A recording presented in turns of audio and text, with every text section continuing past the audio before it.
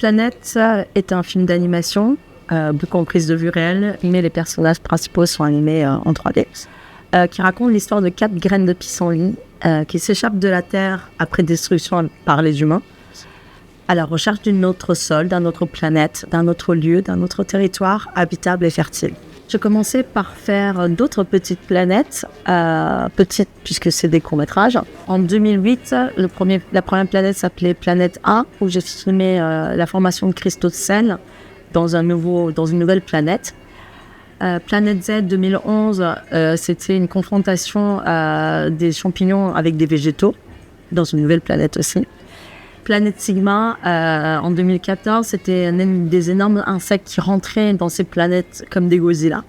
Et donc, qui affrontaient avec des champignons, des végétaux, dans un contexte de changement climatique aussi.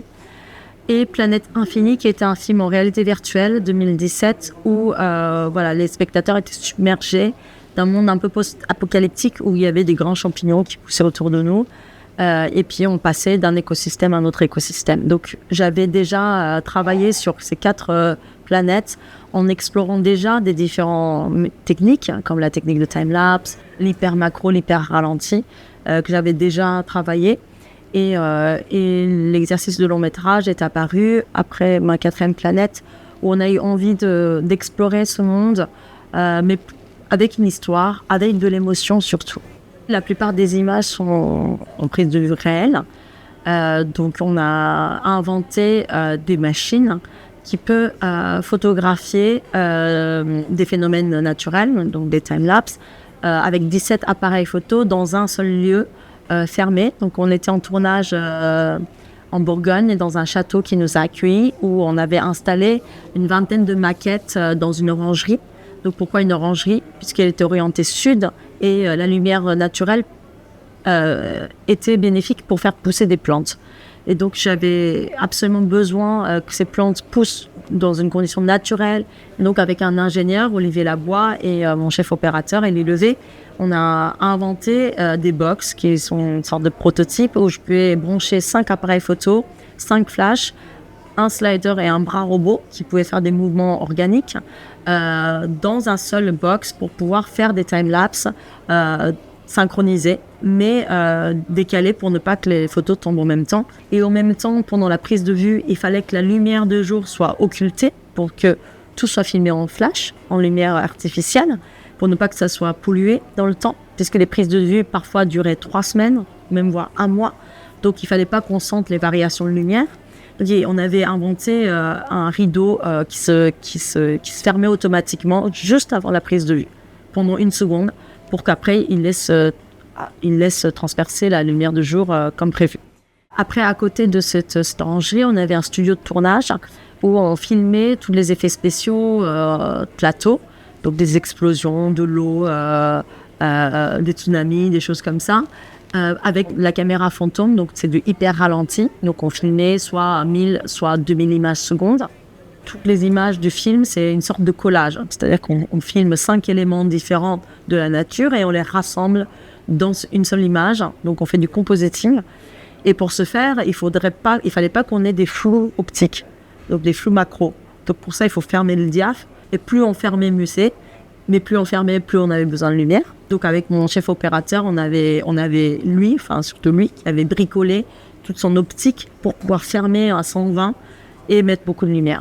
Après, quand on est parti au Japon pour filmer des insectes qui avaient besoin d'être filmés au moins pour une durée de 20 secondes pour la scène, en fantôme, donc en fantôme c'était 20 secondes, c'était équivalent d'1 seconde, il fallait que le flash dure plus qu'un fragment de seconde. Donc on avait inventé aussi avec Olivier Lavoie du flash qui dure 4 secondes. Donc ça émet d'énormément de lumière comme un flash photo, mais pendant 4 secondes. Donc ça aussi c'était un peu une sorte d'exploit puisque c'était un peu bidouillé, on l'a fabriqué nous-mêmes. Donc voilà, on a eu vraiment beaucoup d'exploits techniques. La post-production a duré 2 ans. Le montage a été fait sur DaVinci Resolve et quelques maquettes, puisque DaVinci était parfait pour à la fois faire des trucages assez vite, assez bien faits et intégrés dans le montage. Après, tout ce qui est compositing a été fait sur Nuke. Donc c'était des nukistes qui ont travaillé pour rassembler toutes les images, pour affiner tous les plans.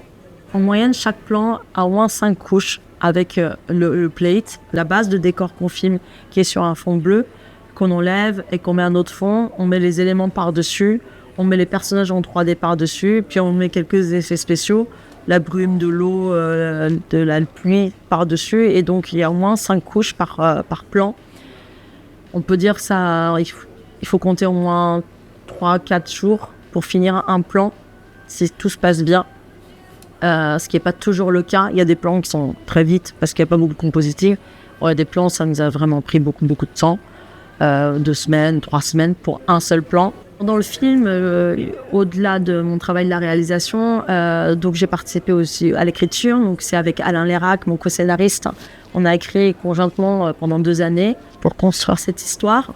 Pour aussi l'animation des personnages, j'ai travaillé avec Guillaume Leroy, qui était donc la chef anime des personnages. On a réfléchi conjointement ensemble quel est le vocabulaire corporel de ces akens, les aigrettes qui tombent, chacun a la façon de marcher, comment on exprime une surprise ou des gros plans.